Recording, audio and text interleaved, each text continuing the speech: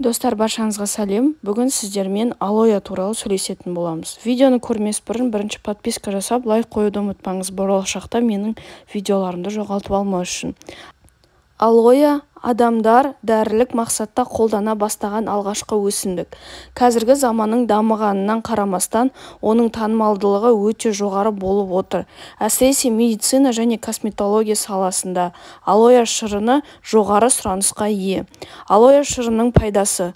Алоэ шырының құрамында биологиялық белсенді қоспалардың, микроэлементтердің және әртүрлі дәрумендердің көп болуына байланысты бұл шырының адам ағзасына пайдасы мол. Ол ас қорыту бездерінің секрециясын жақсартады. Гастрит, созылмалы колит, энтероколит, гастронит және ас қорыту жүйесіне байланысты басқа да көптеген аурулардың жағдайын жақсартады. Ол ағзаның қорғанысын қалпына келтіріп, жалпы әл-ауқатты жақсартады. Ас қорытуды қалыпқа келтіріп, қышқыл рефлюкс симптомдарын жоюға көмектеседі.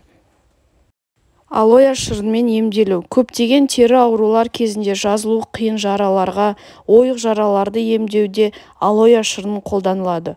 Ол үшін алоэ шырынымен балды тең мөлшерде алып, оған 1 қасық спирт қосып араластырамыз. Дәрі даяр. Бұл қоспаны стерилді таңғыштардың астына күніне 2 рет зардап шеккен аймаққа қолдану керек. Оны тоңазытқышта сақтау қажет. Алоэ шырыны дерматит, күйіктер, трофикалық ойықтар, экземаға қарсы жақсы әсер көрсетеді. Оны күніне 2 рет істеуге ұсынылады. Алоэ шырынымен бронх демікпесін емдеуге болады. Осы келеңсіздіктерден құтылу үшін жарты шай қасық бал және тең мөлшерде сүтпен алоэ шырынын қосып, тамақтанудан жарты сағат алдын ішу керек.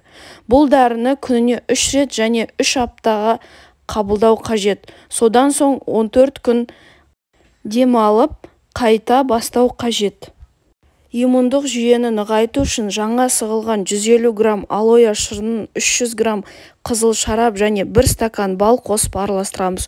Қоспаны 1 апта тоңазытқышта сақтап, содан соң тамақтану алдында күніне 3 рет 1 ас қасықтан қолданыңыз. Шаштың түсуінен сақтану үшін алоэ шырынымен балды араластырып, оған туралған сарымсақ қосамыз. Барлығын араластырамыз. Дәрі даяр. Осы қоспаны зақымданған жерге 15 минут жағып ұстайды. Күнделікті көріп жүрген алоэның осындай пайдалы қасиеттері бар екенін бірі білсе, енді бірі білмейді.